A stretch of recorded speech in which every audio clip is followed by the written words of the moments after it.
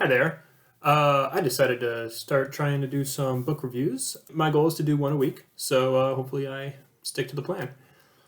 The first book that I wanted to take a shot at was Titan Hoppers by Rob J. Hayes. Titan Hoppers is an awesome little book. It's Rob J. Hayes' first delve into progression fantasy, as far as I am aware, and he kills it. The world is so unique compared to other series in the genre. Basically, the premise is there are these massive titans, thinking like moon-sized mechs. There are, and inside them there are resources like food, water, metal, crafting supplies, and monsters. And the deeper you delve into a titan, the better the loot, but the badder the monsters. So we have a little human civilization living on a small fleet tethered to the Titans, living outside but not on, because if you live on it, then the monsters keep coming and try to get you. And there's a class of warriors among this civilization called Hoppers, and these Hoppers go over every few days and collect resources. And they have a magic system, which is kind of it's almost level based, which is a key a common feature among progression fantasies. And so higher level hoppers will delve deeper into the Titan to get better resources. So there's some shades of something like a D&D story in this, but it's presented in such a unique way that it really does not feel like it's rehashing familiar ground. So in my reviews, I like to go over uh, three things about a book, and I want to keep it short, and I want to keep it positive. So the three things are: what did I like, what did I learn, and what makes it special.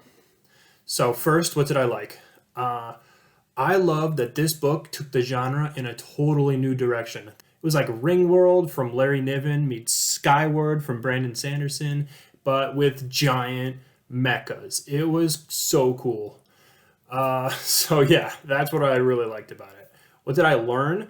I learned some great lessons about giving characters flaws from the outset of the story, flaws that drive the characters but don't necessarily define them.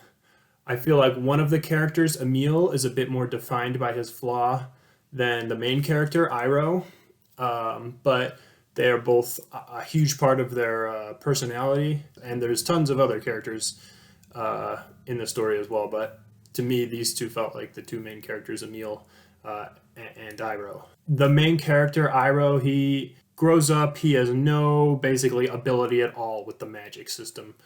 And yet he has always dreamed of becoming a hopper, like his older sister. Then, in a moment of life and deaths and complete accident, a situation that he shouldn't even be in, he manifests his power.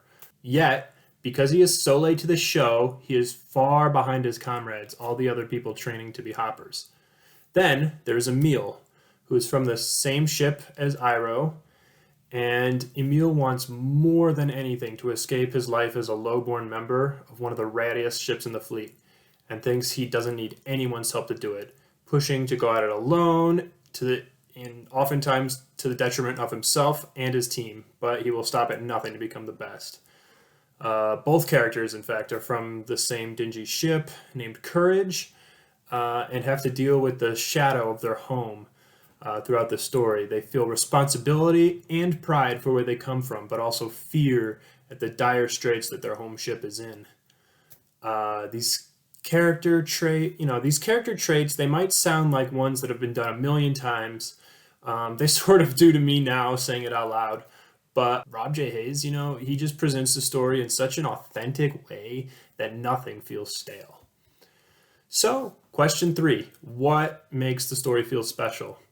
You're probably going to get this already from everything I've been saying about the book, but the world in Titan Hoppers is what I fell in love with from the get go. I love how the entire potential of everything in the story is foreshadowed by the setting alone. We start with these massive titans that feel so alien to the main characters and to the that feels so alien to the entire breadth of humanity that we see in the story. But to us as readers, we can see the potential, right? Perhaps one day, maybe our characters are going to be piloting these titans. Maybe they're going to be fighting against these titans. And then why do they exist? Why are they filled with resources? And why are there deadly monsters inside? Titan Hoppers is a book full of questions, and by the end it reveals just enough to get you so hooked to read more. It was one of my favorite reads of the year, probably top 3, top 2, I don't know. And I am so pumped for book 2, which I just saw on Twitter is very close to the first draft being done, so I'm excited, and you probably are too if you read the book. Thank you for watching.